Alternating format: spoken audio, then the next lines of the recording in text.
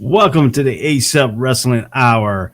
Your host, Ray Cruz. I brought back my man, William Morgan, and we have a newcomer, Chris Robertson. And Chris, go ahead and tell people about yourself since you're the newcomer on the Wrestling Hour. All right, man. Chris Robertson from Marshall, Texas. That's deep East Texas. Been watching wrestling since 1992. First event, WrestleMania 8. That's what made me a Bret Hart fan. That's who my all-time favorite wrestler is, man. That match against Roddy Piper is one of my favorites. It's lived by me as a wrestling fan forever. Yeah, the late Roddy Piper. You know, him and the coconut on Jimmy Fly's snooker and all that. That was just awesome thing for wrestling and stuff. So, Morgan, what have you been up to here lately? Oh, just working, man. Just working, making sure the kids all right, man. Doing my thing, watching wrestling here and there. Still shocked about some of these releases that we're going to talk about. Yeah, man. And particularly those NXT releases. That was just sick.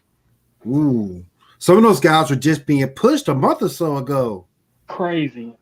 Man. Yeah, I heard I've seen an article that Vince McMahon and Triple H got a riff about that. You know, Triple H didn't know. Triple H didn't know. Vince just came out of nowhere with these guys.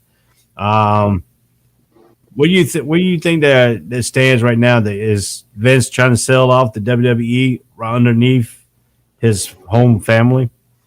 I didn't believe that at first, but I'm starting to believe it now. I'm really starting to believe it now because it makes no sense to clear the books the way you've been clearing them and not sell. I mean, if you look at every contract that he let go, granted, most of them were bad, but he let all that go. So he's clearing the cap room.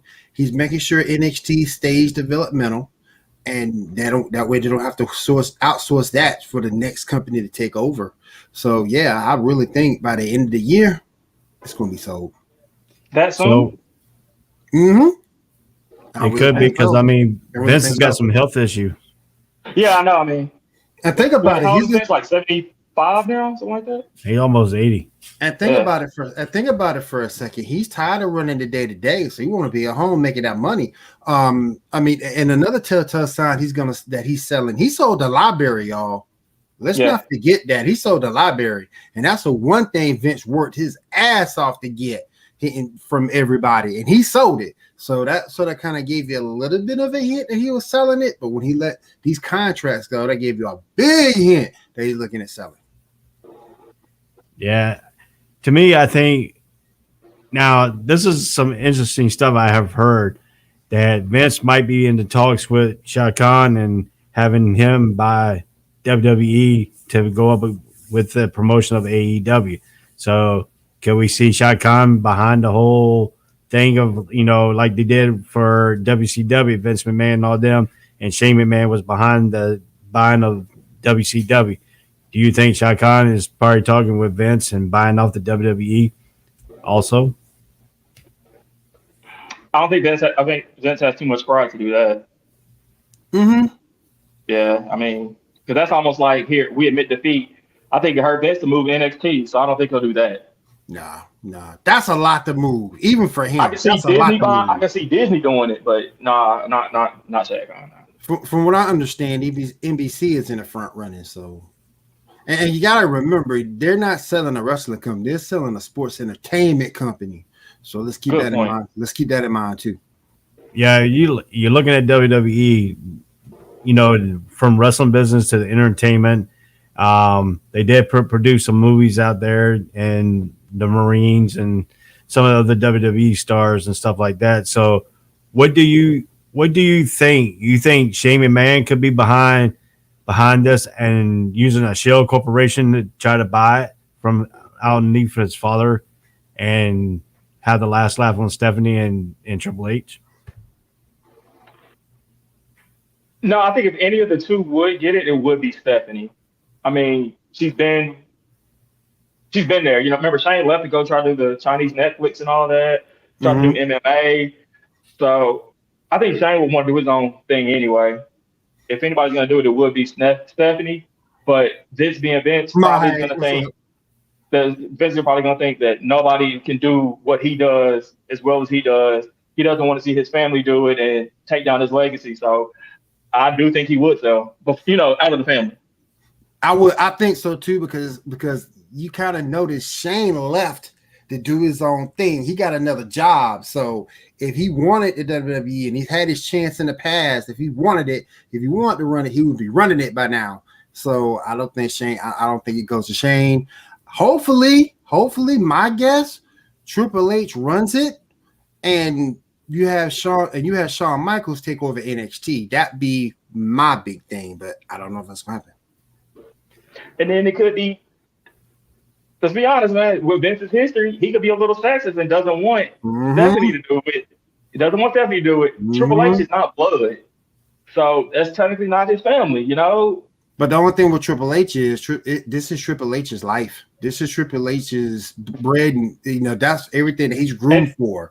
So you know what? Triple H is groomed for wrestling, like you just said. Vince doesn't have a wrestling company anymore. He is sports entertainment company. But you can't ignore the fact of what he did in NXT. That's Triple H? That's something that you can't ignore. Yeah, that's something you can't ignore. Vince and that's what. And Vince is petty. And Vince is petty. He is petty. So if you would hold something against somebody, it would be Triple H for bringing them NXT like that. So you got a good point. I just don't want to see somebody come in there who have no idea how this is handled. I don't want NBC to get up in there. They have no clue. I know Amazon was in the running at one point. I don't want to see that either. I mean, how about this for a scenario? Triple H has his backing with NBC.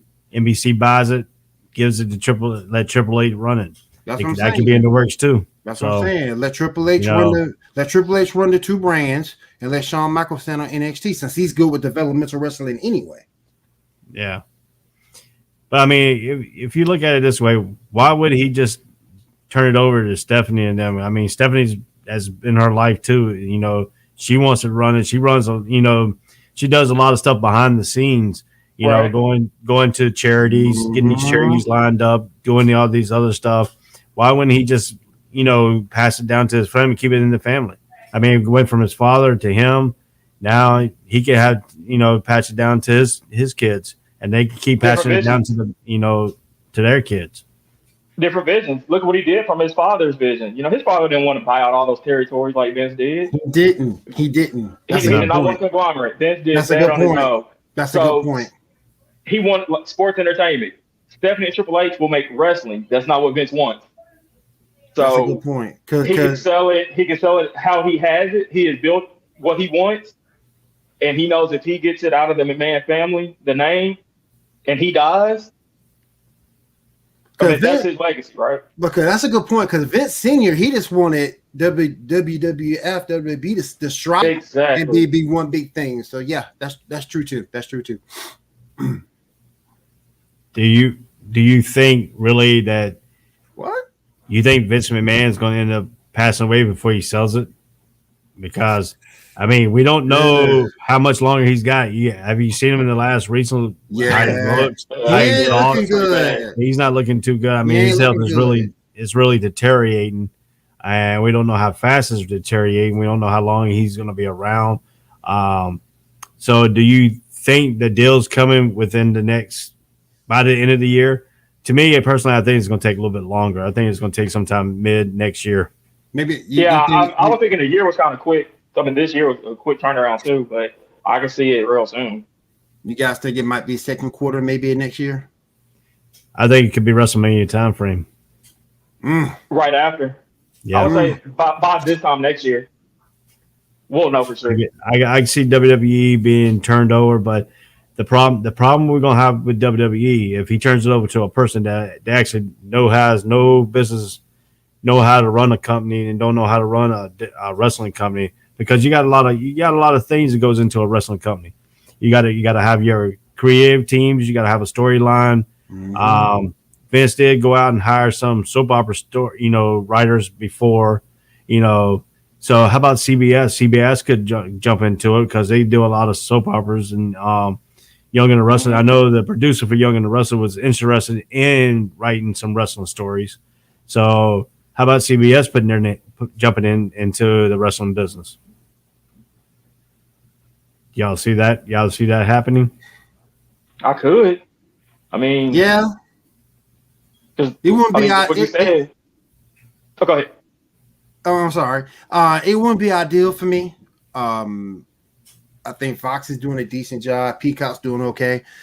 I'm just not a big CBS fan, but yeah. I mean, whoever gets him the most money, he's going to do it. Yeah, we're going to get the most money. Mm-hmm. Yeah, but it's kind of what you just said. I mean, look at his writers. We saw him a couple of weeks ago at that Dave Chappelle show. He's not there to laugh at Dave Chappelle. He's there for trying to get more writers. And those writers from Raw need to be replaced because Ryan been nothing but trash as of late. Straight trash. Oh my gosh. What happened to the old days of, the old time of wrestling where you had actually a great storyline? I mean, all the storylines, you didn't see the twists and turns like you have recently. You see the twists and turns. You see the arcade, you see Randy Orton was going to turn on him anyway. I mean, that was just, it's felt there. How about back in the, when I was watching wrestling in the 80s, you didn't know when the Road Warriors was going to turn on Dusty Rhodes like they did. You didn't see that coming. You didn't see him pulling the spike out and put it in his eye at no point in that turn of the event. Thanks. I mean, we got to go back to the story. We got to get back to where you don't know what's coming next. That's the surprise, the big twist, what they call the pull the wool over the cameras of your eyes and stuff like that in the wrestling. Mm-hmm. So, I mean, has wrestling really deteriorated from storyline to where now it's predictable? Yeah. I mean, I think us as fans are the culprits for that because we want instant everything. And there's no patience in story writing anymore. Bam, bam, bam. A good storyline can take you 3-4 months into whatever that main event would be. Now we don't have that anymore because of the instant gratification of the IWC, and that's a damn shame because that is one of the biggest things that's holding back wrestling. But how about the age of the social media, the internet? Is that taking it away because now you got all these rumors going around, so you can read about it, and then all of a sudden it pops up on the screen and stuff like that. So back in the old days, you didn't have all that. You didn't have the internet. You didn't have these rumor mills going around. So you really didn't know they could keep hush-hush the storyline. I mean, now you see storyline getting linked out there. So, this table can perform. We talk about it, and next thing you know, it forms. So it's not really a surprise anymore. So you think the age of social media and the technology really has taken away from the wrestling business, trying to keep everything hush-hush? Yeah, I mean, a good example of that would be things debut in AEW. No, there's not a person who saw that coming, right? Mm-hmm. But TNT was mad that wasn't, that nobody knew it was coming, so they had to go back out and start broadcasting their own sport, their own surprises. So, as much as it's on us, I mean, it's the networks too. They want the ratings. And that damn Dave Meltzer. I'm sick of him, man. I'm sick of him, man. Oh my gosh. Every time he opened in his damn mouth, man. I'm sick of him. I'm sick of him. He wasn't good back then. He definitely ain't good now. Fountain of misinformation. Everything come out of his mouth be wrong. Yeah. Can't stand him, man. Yeah, he's terrible. Yeah, he's terrible. All right, let's get into the SmackDown here portion here of the show. So, what do you think about Sasha Banks and the way that is now coming into fruition? Can I just kick back on the topic we were just talking about? When we brought up Sasha Banks, I was thinking that was probably the last time that a storyline did not give us instant gratification with Sasha and Bayley. Look how long they built that tag team.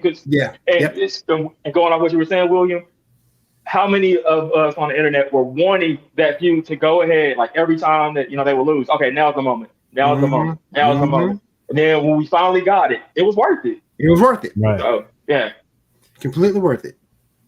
It's a slow build. See, wrestling to me, their storyline has to be a slow build. You gotta introduce it.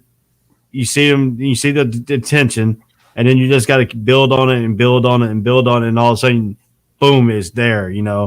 right. And we're just talking about Bailey and Sasha. They played that perfectly. Nobody knew when it was going to come. Everybody thought it was going to come. It was going to come, and then all of a sudden, they're hugging and getting the tag team titles, and boom! All of a sudden, then all of a sudden that one turn. Yep. Yeah. And everybody thought it was going to be Sasha doing the turn, but Bailey did the turn. Yep. Exactly. Yeah. You didn't see that coming. Kind of remind you when Barry one of them turned heel on Lex Luger and George the Horseman.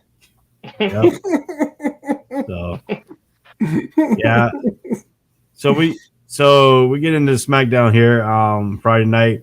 So what do you think about Sasha Banks and Bianca Belair rekilling a feud again? I mean, it's probably the best feud for the women right now. Well, that's the only feud for the women right now. I think on SmackDown, I mean, who does Bianca have that she can, believably feud with? Yeah. But I think the chemistry with Sasha Banks and Bianca Belair is very good. So that's why that match is, very good. Because you got if you get two wrestlers who's got chemistry together, they can produce a good match. Because if you watch them how to communicate, they're both calling the matches, not just one person calling the match. And if you notice when wrestlers are not very good, one guy is calling the match the whole time. Right. And I'll give you an example. Edge and Big Show and John Cena. Ooh, I remember That match. Did you notice that Big Show called the first quarter of that match? And then all of a sudden it turned to Edge called the middle half of that match, and then Cena called the last half. Okay. And if you notice when he picked up Big Show and Edge, that was John Cena communicating to them, say, "Hey, I want to do this. I can do it." They said, "Okay, you can do it." And if you watch an interview with a Big Show, but he talked about it. He says he put all his weight on John Cena to make John Cena to look that powerful. He literally did not help him. Edge did not help him. John Cena actually did that all on his own. Wow. And that's how strong John Cena is. And to me, I think if you got a good chemistry with like Bianca Belair, if you watch them, but Bianca calls a match and all of a sudden Sasha just jumps in there and she calls it too. So if you got two chemistry and two wrestlers, and that's what Bailey and Sasha had too. They were great calling their matches and stuff like that. And wrestlers, if you watch wrestlers don't have a good chemistry together, one person is calling the match the whole time, and it makes that match not really there to watch. So, to me, I think y'all are hitting on the point that this is the greatest storyline right now. I don't like when we get to the part with Roman Reigns and all that. I agree with William with that. I don't like that storyline because that storyline did not really, when it first panned out, talking about the head of the table, and that's a Samoan thing. Mm-hmm. But how many Samoan wrestlers you really have, and they not really have a Samoan clan they're going up against. They're going up against regular people. That really does not translate to our life, our history. And that's one thing that WWE is getting away with. But even though people, most fans like that storyline, but I don't. So what is y'all take on the chemistry with wrestlers need to be having together, and when wrestlers don't have it? So I'll let you go first, Chris, as I got okay. I got a lot to say. That's right. Go ahead, then. I'll let you go and get yours off your chest. Oh my goodness, man. You see a lot of forced chemistry in these matches sometimes. I don't think Rhea Ripley and Charlotte have good chemistry in the ring. I really don't. I think Charlotte is calling a lot of that, and Rhea's just going with it. And it's a damn shame because it hurts both athletes when you do that. It hurts Charlotte because she's showing she's not willing to put someone over. It hurts Rhea because she can't show what she can do in the ring. So, it hurts, man. And you have to be in there with people who are willing to let you work and put that trust in you in the ring, not only for your protection, but also show off what you can do. Because at the end of the day, your feud's going to end, and both of y'all got to move on to other people. Yeah. The thing on the chemistry is that, like, I'm trying to think, two wrestlers have really great. Rey Mysterio, Eddie Guerrero. How many matches have we seen those two have over the years? Yeah. How many matches were bad? None. They may not have all been, five star. No. Yeah. But there was never a bad match. Why? Right. Because they had such great chemistry. And, that's one of my all-time favorite feuds. Mm-hmm. Shawn and Bret hate each other backstage in that ring. Great chemistry. Yep. Stone Cold and Bret Hart. Yeah. Stone Cold and The Rock. Ooh, heck yeah. It's not just about like the storyline itself. It's that chemistry in the ring. You can have and the understanding to make sure both guys prosper while they're in there. Yes. Ric Flair and Dusty Rhodes. Oh, that was good. Yeah. Sting and Ric Flair. Ooh. Flair and Steamboat. Yep. It's just how important the chemistry is, man. Where you can see these people wrestle, especially right now. Look how many rematches we see, and we get tired of it just because it's not what it is, man. Like, I don't want to see John Morrison and Damian Priest again. And they're both talented athletes. They just don't function together. Like you said, Charlotte and Rhea, they are great wrestlers. Not taking anything away from them. But together, it doesn't work for me either. They had that great good WrestleMania match, but even then, it just wasn't. I didn't need to see it again. Yeah. It's not like you're watching Trish and Lita. Exactly. It wasn't like you were watching Trish and Lita. That was good chemistry in the ring. But Charlotte and Rhea, just two great athletes wrestling, and there's a difference. And Ripley, to me, looks kind of stiff. She does. She looks kind of stiff. She doesn't look like can give the athleticism of Charlotte Flair and all the different moves she could do. Ripley looks like she's very tentative to let her do some of this stuff, and it just looks awful. I think it is more on Rhea because look at how she was with Asuka. Asuka's probably the best female wrestler, like just wrestler, and it was not a pretty match. It was too stiff. Yeah, you get some wrestlers that look pretty good athletic wise, but they look stiff. I like Mysterio's kid Dominic. He's very athletic. He doesn't look stiff sometimes. He looks like a veteran sometimes. He does make good, a little bit of rookie mistakes here and there, but it's not very noticeable. Right. You can tell his dad's put some time in with him. Oh yeah. And so my take on this here is, do you think Dominique's going to be building into a Rey Mysterio type, a little bit on a bigger scale, or do you think his dad's just going to keep outweighing him? Ray can't have 20 more years left, but he's not going to be the Rey Mysterio legend, no, but he won't be an embarrassment to the Mysterio name either. I think he's going to be in the Hall of Very Good. I don't think he's going to be great, but I think he's going to be in the Hall of Very Good. He's going to be a good wrestler, maybe a tag champ, cruiserweight champ, mid-card champ, IC US champ, somewhere along that line. I don't think he has world champion status, but he's got potential to be very good and to be successful in the business. Now, the Mysterio and the Usos, I think that match was actually pretty good myself. I think they handled with both, got a little bit of good chemistry, and stuff like that. I think that match was very awesome. I think some of the moves that Dominique did in that match was pretty remarkable. And for his, he's a little bit bigger than Ray, but he still throws some of the athleticism to make it like, wow, he really did that. I think it's coming to as he grows older and matures a little bit. But Ray started out when he was 16. Yep. 16 years old. So I mean, I remember he was 16 years old when he showed up in WCW. And shout out to the Usos too, because when the Usos are right and working together, it's a hard team to beat, man. It's a hard team to beat. They're very, very good. I got to give it to them. Well, I mean, they grew up together, so they got kind of very good. Oh, and my then look at the father. Yeah, when they're on the same page, very good. So, but I guess we got some takes on that and stuff like that. So, what do you thought about the Dominique versus Jey Uso match? I mean, for what it was good to part of that storyline. Yeah. I mean, the only thing I'm tired of seeing a splash for a win. Can we get something a little bit more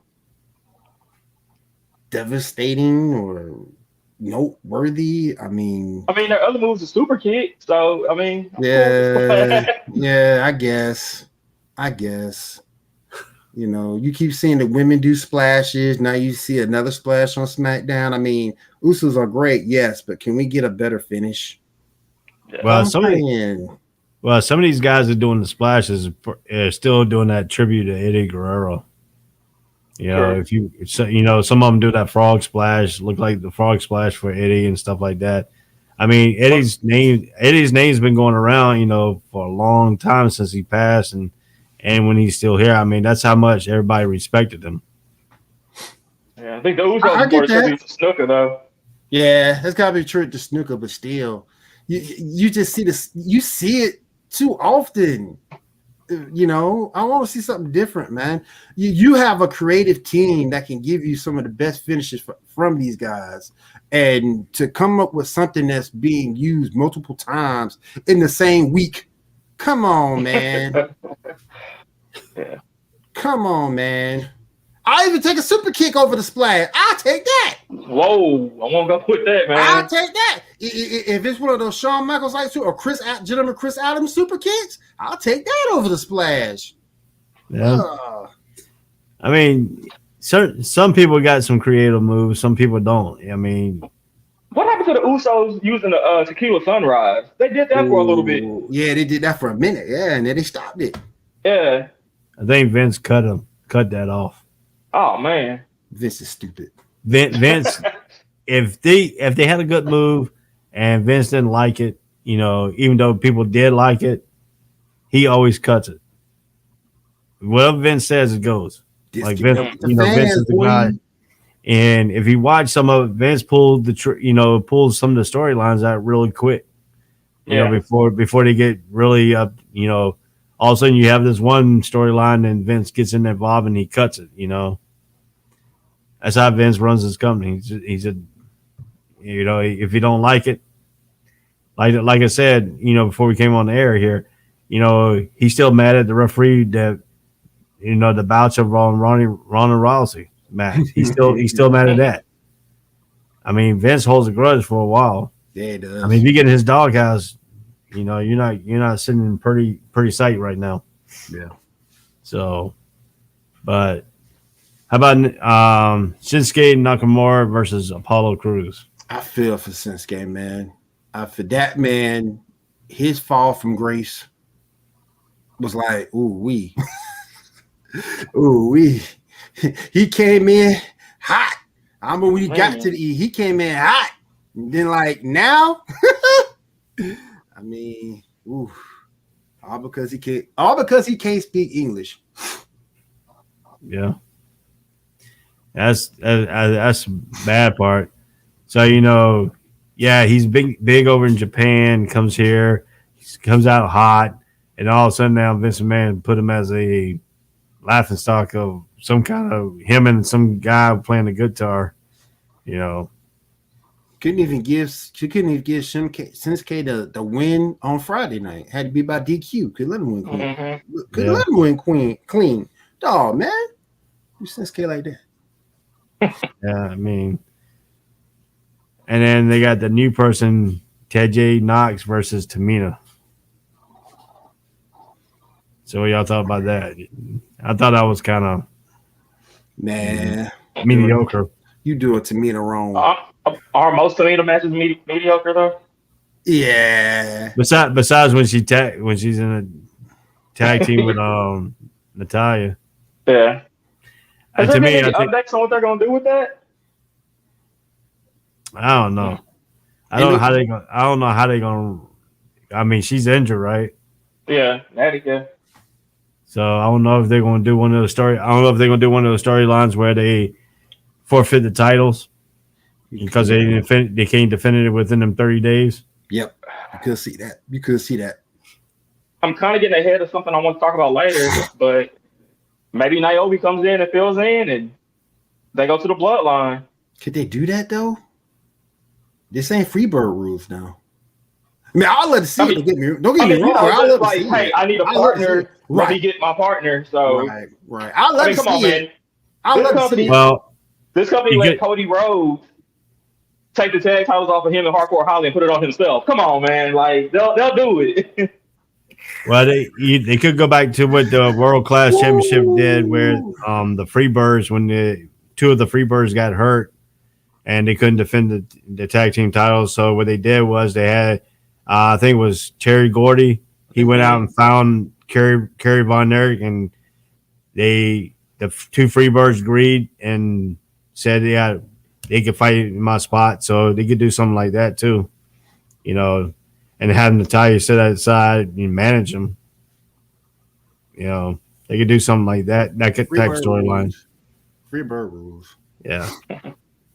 I mean, the Freebirds, if you watch, Michael Hayes and Terry Bam Bam Gordy won the tag team titles, but then the other guy defends the title because Michael Hayes didn't want to get in the ring that day. I feel like wrestling. You take my spot. You take my spot and defend the title. But I mean, you could have had, you could have had the Riot Squad. Old Wade. Yeah, old Ruby Riott is gonna be. I think she signed with AEW now too. Yep. So, but yeah, some of these matches on SmackDown, some of them. All right, the segment here, I think is getting a little bit ridiculous and making him. I don't know what kind of suit he wore, butterfly suit. Edge and Seth Rollins. So, what you thought about that interview, that translation between the two? I like that they're going back 7 years ago to that moment. They're not just overlooking that Seth said, "I will kill you." I mean, that's a great way to bring into have a feud. I didn't like how it was just Edge is like, you want to be Edge light, so let's have a match now. Like that's what drove Seth over the line. How about talking about the kids and stuff? Bringing the family involved here. And I guess that would have been like a better way for Seth to challenge Edge, and then bring up his family and all that for Edge to get mad and then do it. Right. Like it doesn't make sense for Seth to do it to make Edge mad enough, because Edge is the one issuing the challenge. So why are you pissing him off even more? Right. Now, let's twist this. Let's take a little tidbit of this interview. They talked about family, right? Mm-hmm. Who's been out of wrestling for a while? Becky Lynch. Guess what? That could be introduced Becky Lynch back into the WWE. Bringing her back. She's ready to come back anytime. Can she come back as a heel? Yeah, I believe so. Then it could bring Edges. It could bring Beth Phoenix back out too, even though she does commentating for NXT. Mm-hmm. They could bring her back out and have a little cat fight between the two. I think Beth Phoenix still can go a little bit. Oh, I'm sure. Oh, most def. But in your way, do you like when they bring family members involved when they're not even wrestlers, like the kids and stuff like that? I have an issue when it's not a wrestler. If the The person is a wrestler, got no issue with it. They've been trained. They can talk on most of the time. They can talk on a mic, at least somewhat decent. I ain't got a problem with that. But when you have someone who's not a family member, who's not a wrestler, nah, man. To me, they ain't got no business in the ring. Right. Just like when you have John Cena's dad years ago was at ringside and he was getting beat up. Nah, he ain't trained to take none of that. I mean, I'm quite sure the person doing the beating is trying to be as careful as possible, but at the same point, ain't no telling what could happen to that man. It's an older dude. So nah. I like it. I like it when if family and they're trained, I ain't got no problem with it because they know what to expect and when to expect it. Now, talking about little kid, I mean, Edge's kid's not even old enough to be in the ring yet, I don't think. And then, Seth Rollins' kid sure ain't. He just shooting. The kid was just born. So you bringing up a newborn into a talking, and you bringing in his kids. They're not even grown to be. I don't think they should bring family members. Period, unless they are going to make a debut or something. Right. They're going to make their debut. Right. Like The Rock's daughter. Yeah. She's training to be. I mean, that could be something coming up in near future in WrestleMania talks about The Rock coming back, and maybe his daughter might join on the side. Bring back like a Ronda Rousey type gimmick. To introduce his kid into wrestling. So, I mean, how about the Street Profits versus the Dirty Dogs? The match was there. Yeah, the Dirty Dogs. Montez has a great frog splash. That dude could jump, man. I tell you, he gets high up in the air. He can. He's very athletic. I think that duo, to me, you got the powerhouse guy, and then you got the guy who can be athletic. A little bit of a different version of like the Legion of Doom. Nah.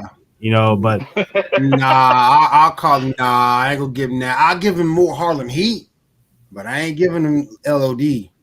Now I'm talking about the more athletic version. Could be a more athletic version of him. I mean, Hawk got off the top rope and stuff. But this guy could do everything else. But that's why I call him more Harlem Heat, because Stevie Ray was coming off the top rope toward the end of his career, and Booker was just one of the most athletic guys in the business. He was doing all the high spots, so that's why I compare him a little bit more to Harlem Heat than I do Legion of Doom. But I get your point. Yeah. Point. So did you hear the comment that Booker T made? He said he's not retiring. He said they're gonna have to take him to the grave. Well, he better. Hey. I saw his last match over in Reality of Wrestling, and I love Booker. That's my guy. Do not get me wrong. But at the same point, Book, man. Nah, man. Love him to death, though. Love his opinions. He's very outspoken. And sometimes he's right, sometimes he's wrong. But at least he does tell you how he feels, and I give him respect for that. Because a lot of guys won't hit you with that honesty. What do you think about Dolph Ziggler and Bobby Roode together? You think their tag team is just put together, or did they have chemistry together? Give them something to do. They ain't trusted Dolph in years. Especially when they brought Goldberg back after you started talking about Goldberg and they brought him back. Boy, They set him up perfect.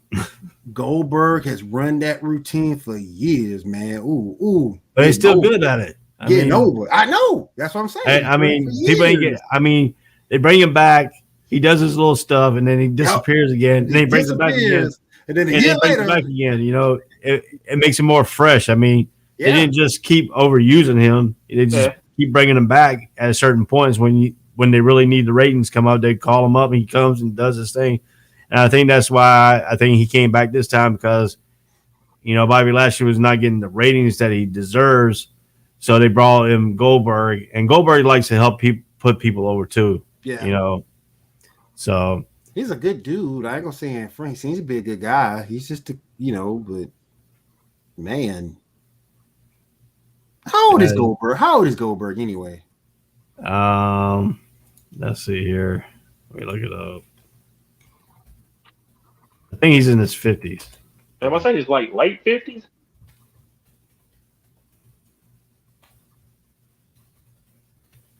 Only thing is, man, when you see Goldberg, you're gonna get that max finisher match. He was born in 1966. What did you say? That max finisher, man. Like on 2K, you just those you said max finisher. That's all it's gonna be. Spear, spear, That's all it's gonna spear. be, man. That's all He's it's gonna 55 be. years old. Dang. Goldberg's 55, and he doesn't look 55. You know? He don't. He No, don't. he doesn't. He don't.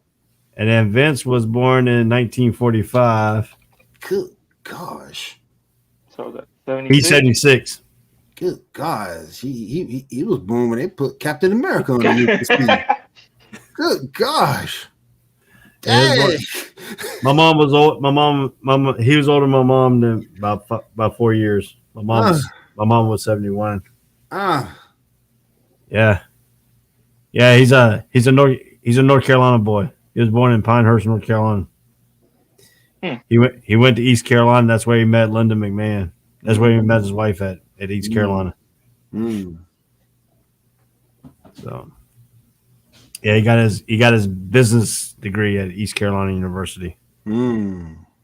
So that's why he doesn't talk with a North Carolina swing, because his dad was from up north, and his dad split away from his mom. His mom was born and raised in North Carolina. They met in New York when his dad had that thing. So, yeah, he's technically a half-breed New Yorker and a North Carolina mix, So that's why he got a little rough attitude. He sounds like which one do you sound like? He sounds like a dictator sometimes. Yeah. He doesn't talk to all the wrestlers. He only talks to certain ones he got a good rapport with. But if you get on his bad side, he's going to talk to you then. You can ask Titus. You can ask Titus O'Neil that. Man. All right, so let's see here. You got any more shows you want? Any more matches you want to talk about from the SmackDown before we move into the dreaded Raw? Also, the kind of shot that Finn Balor got that win over AJ. Subtle counter shot. I mean, Baron Corbin. My fault. Oh, yeah. My fault. That kind of makes sense, though. I mean, Finn's angry. Corbin's, going through his personal demon, I guess, right now. Yeah. So that was kind of made sense. I thought they were going to make it wait till SummerSlam. To me, I think they wasted Ben Fowler. I think they should have kept the demon character with him. That what made Ben Fowler really his demon character, his alter ego type character. I think when they got rid of his alter ego character, his stuff kind of went downhill. You got rid of the Fiend that killed Bray. You got rid of the demon that killed Finn.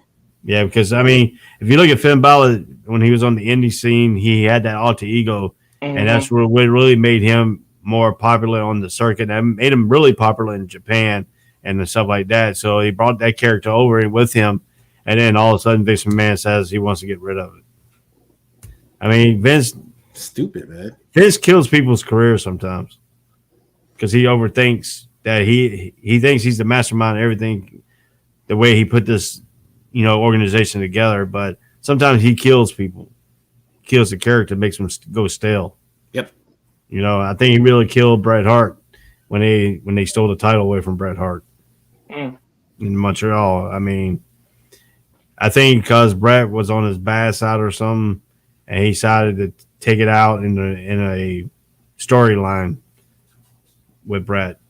And I think that's where the Montreal Screwjob really came from, because I think they had a big outing on it. Like Triple H said, he should have done business. Let me stop. He didn't want to do business, so we took care of it for him.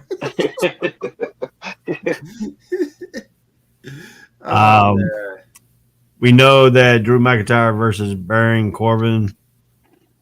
Wait a minute. Which match is this? Yeah, August 9th. Yeah. Yeah. So, Drew McIntyre versus Baron Corbin. That ain't Barry Corbin. That's somebody else. They messed up the headline. It was Drew McIntyre versus Veer Shanky in a handicap match. They put Barry Corbin up there. Yeah, they did. If you're on the same site, yeah, they did. They screwed that. They screwed that up. They screwed that up because if you look at the YouTube video, it says that they have one that says Drew McIntyre versus Veer and Shanky in a handicap match. Can we talk about Baron Corbin for a second, though? Yeah, go ahead. Is that like the most disappointing wrestler that we've seen in a minute? I told you I told you that Vince is killing them. Killing him, man. It's killing him. I mean, he had a good character in NXT. Mm-hmm. Yeah, the Lone Wolf man was amazing. Yeah, it was amazing. Great finisher. Great finisher and everything. But actually, he has a great moveset though. Like, I mean, is Vince really killing them? Is he going to be able to recover from whatever he's doing right now? yeah, he can bounce back. I just don't know where this is going to go. Only way this can really go is for a face turner. Yep. Yeah, but I don't see Barry Corbin being. And that's the thing. Yeah, he's not a good. I don't think so either. You know, certain people could do both. Like Randy Orton can do both. He could be a good guy and be a bad guy. We don't know about John Cena. John Cena's been stuck as a good guy for a long time. Mm-hmm. And I think the reason for that is because of the Make-A-Wish Foundation and stuff like that he does a lot of wish. So they can't really don't want to turn really, really bad. Exactly. Because then, you know, now hurts the Make-A-Wish Foundation. You know, you got certain people can do it. Ric Flair can play both, a heel and a good guy. Which wrestler out of all these wrestlers right now can do both? Can, like Seth Rollins, I think he could do both. You know, he did both. AJ Styles. Yeah, he can do both. AJ. Yeah, AJ can do both. Yeah, AJ could be a good guy with his hair cut short, bad guy with his hair long. I mean, you know, he's one of them Georgia boys. So. Yeah. So Drew McIntyre, you think they're running him down a little bit from that world championship? Now he's fighting these other people. You know, not really doing. It's the storyline to the feud that's really hurting them. I mean, because they could have did this storyline so much better. I mean, they have the history of 3MB. They both got fired and came back and won the championship. There's so many things they could have played off of with this storyline instead of having to be over a stupid sword. Right. Yeah. A sword and a motorcycle. Yeah, I mean, that's what it is. That's really what I got it from this, man. It's what it is.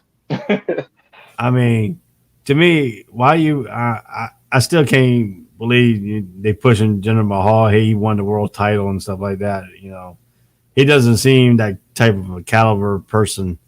You know. Well, y'all know why he won, because of that agreement they had with him back in the day. That's why Jinder won. Only reason why he won. How about the Jeff Hardy and Karrion Kross match? I don't care for either wrestler, to be honest. Facts. But so that's kind of a bathroom break match for me. Facts. I don't. But that's kind of Vince's thing for. I guess it's kind of his way. He's gonna bring the NXT champion up, make him look weak. I know he beat Jeff Hardy, but so did Veer. Mm-hmm. I mean, so what does that mean? Yeah. I mean, what are they doing with Kross? I mean, he dominated in NXT. Now you bring him up here, and he lost his first match. You know, when they brought him up and stuff like that. And that was stupid. You never have a champion lose a match like that. No. He is a champion of a brand. He's not just a mid-card. He's a world champion of a brand. You don't have him lose like that. And still undefeated, too. That's exactly right.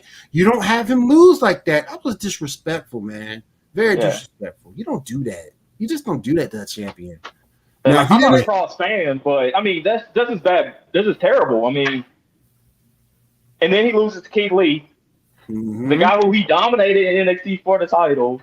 Yep. And then Keith Lee beats him clean. After he beat Keith Lee, the week before. It makes no sense. That's stupid. And I'm not a fan. I mean, does it even look impressive if Samoa Joe wins? It wouldn't shock me if Samoa Joe won. But does it matter at this point? I mean, it's not a big win because it don't matter. Jeff Hardy's beat him. Keith Lee's beat him in 2 weeks. I mean, Samoa Joe just joined the line. So yep, let's go to the winner's circle and get that check. It don't matter if you win. That's how you doing, Samoa Joe. But that's just disrespectful. And that also tells me that Vince has a lot of, how can I say, a lot of pettiness toward NXT because it wasn't supposed to be as big as it was. And look at it now. You can make an argument NXT, 2 hours of NXT is better than 3 hours of Raw. You can make an argument there. Yeah. So, yeah, I can see why you would have resentment because NXT is a better brand than your main show or your so-called main show. Right. We're going to talk about one more match here on Raw before then we're going to talk about Barry, the release of Bray Wyatt. And then I want to put the spin on what I need to put the spin on for SummerSlam. Alexa Bliss and the doll blinking her eye causes a distraction. I'm done. That was so dumb, man. Oh, you mean it? This is horrible. Like all of it. It's just Alexa Bliss needs to go away here. Repackage. Gosh, man. This is terrible. Dewdrop is terrible. Well, the name is just dumb. I don't think she's a bad wrestler. No. Because if you go back and look at NXT, over in Europe at NXT, she did beat Rhea Ripley. So I gotta give her props on that. But that match, she. Are they gonna do a tag match with Alexa and the doll versus Dewdrop and Eva? I mean, this is so dumb. And how you gonna do Alexa like that? You gave her the Fiend gimmick. Yeah, you gave her. They don't know what they're doing, man. and they got a doll that blinks an eye. Yeah, bro.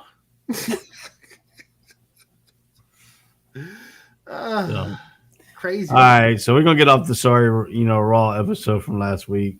Thank you. Let's talk about the we're gonna talk about AEW, but we can put that on hold because we're getting run out of time here. We only got an hour, 8 minutes left, about 7 minutes left here. So Barry Wyatt, why are y'all surprised that Vince released him? Yes. Technically over money? Nah. Yeah, because he was bringing in money.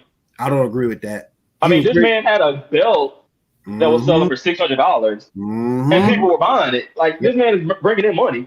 They were trying. They were going head over heels for that belt, too. One of the most popular belts they've had in a long while. Exactly. It had to me, it's more than just money. It had to be some other factor that had that happen because you don't let go of a talent like that over money because money is something you can always restructure. It's something that you can always talk about. I think it's something different. I don't know if the stuff happened down with JoJo years ago, him leaving his family. I don't know. But I just feel it's something more than money. To me, he had two good gimmicks. He had the Wyatt family, and then he had the Fiend. And guess what? Vince McMahon killed both of them. I think he killed the third one in Wyatt because I tell you that Fiend character was. I didn't like the music because it really hurt my ears and stuff. The way they get done away with the music thing, but I know it was part of his gimmick and stuff like that. So. Now, Vince McMahon has killed the Wyatt family, has killed the Fiend, has now killed Bray Wyatt, has killed Braun Strowman, and what's the other guy? The one that was the goat mask. Yeah. Eric killed him. Eric Rowan. Yeah. He killed them. He killed all of them. All of them left. Watch. AEW gonna get all of them under the fold, change the name, and make money, mad money that Vince should have been making.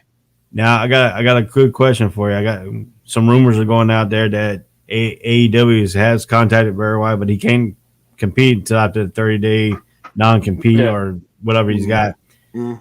Now the question is, I've seen some rumors out there that if Wyatt does show up in AEW, he's going to be the new leader of the Dark Order. That makes perfect sense. He takes Luke Harper. What was his name? Brody Lee spot. Yeah. So I mean that makes perfect sense. Yeah, that's a great tie-in to it. So.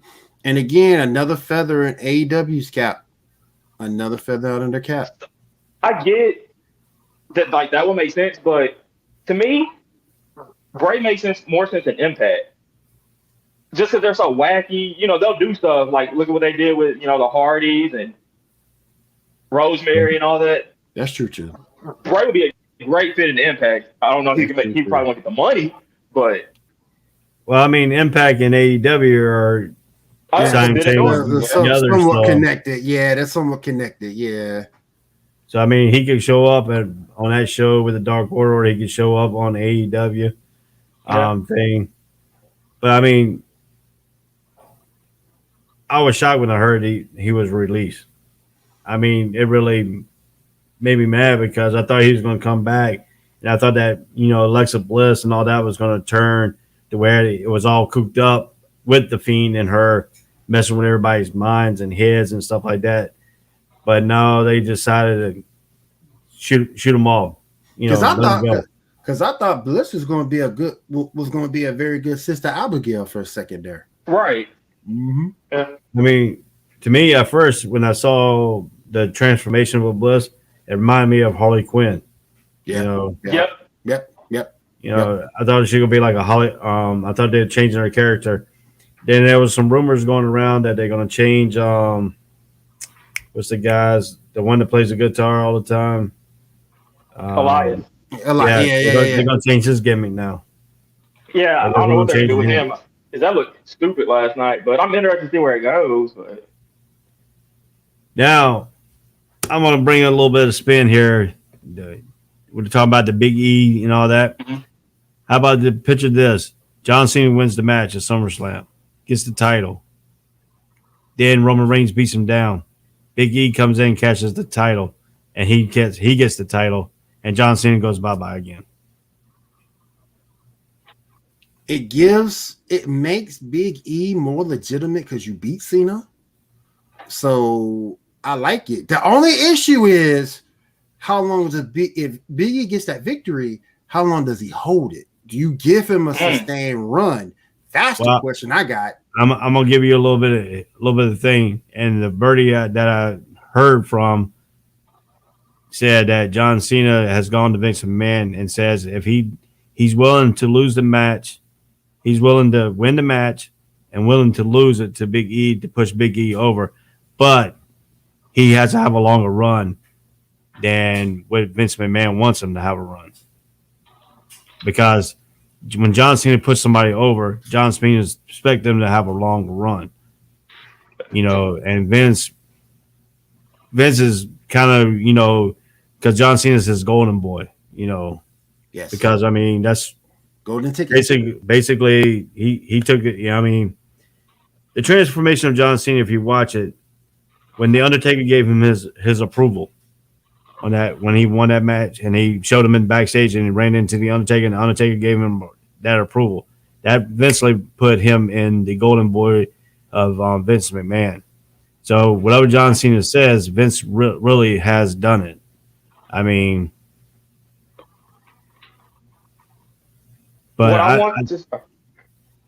think it's kind of cool with that idea of, because nobody was really not going to expect it, that all of a sudden he wins the match, he breaks Ric Flair's record, boom, he gets beat down by the Usos and them, and and then Big E comes in, cashes the Money in the Bank, and he gets his title run.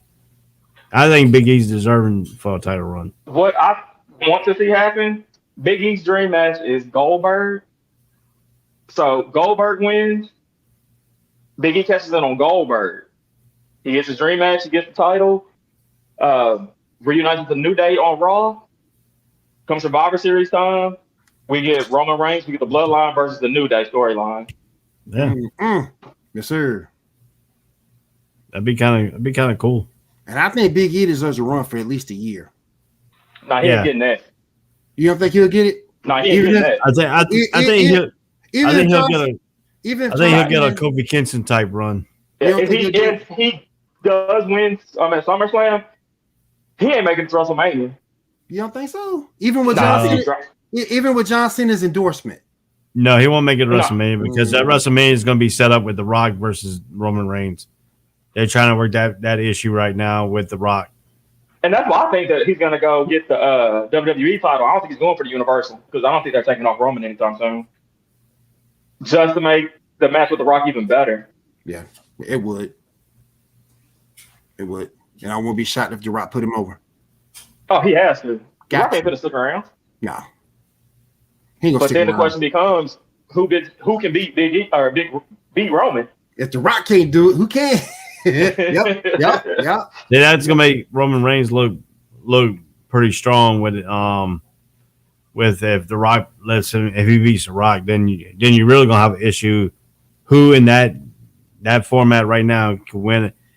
I mean, Seth Rollins probably be the biggest one out of all of them. They could probably beat Roman Reigns. Yep, because he knows Roman Reigns' weakness and stuff like that because they were in a group together. So they can tie that around. I see that storyline could be. That storyline can happen. Yep. I think everybody probably wants that storyline to happen. I think the two wrestlers want that storyline to happen. Yep. But the only problem is you got two heels. You're going to have to turn one of them good. One of them got to be a face. They Yep. could turn Seth face when Becky comes back. Because I really don't think you can boo. I don't think anybody's going to boo Becky. I don't know. She's a new mom. She's a new mom. They're not going to boo a new mom. But I mean, Becky Lynch has got that Irish temperament, though. She could be bad if she wants to. I'm not saying she can't be. I'm just saying the fans won't allow it. Yeah. But I mean, to me, I think right now with Bayley being injured, not her being, on the shows and stuff, I think it's really hurting some of the things with the women's division. The women's division. I think the women's division is stale. It's stagnant and stale. They hadn't done a very good job of building people up. You give it to Bianca Belair to try to make it better, but at the end of the day, who is she going up against? Right. So nothing new. I mean, her and Sasha's about the only one. Yep. And Bayley, I think her and Bayley had good chemistry too when they were doing with their matches and stuff like that. So when you took Bayley away and you got Nataya's injured, you got a stalemate. Women's division and on SmackDown, you got a stalemate with the stiffness of Ripley and non-chemistry with Charlotte Flair.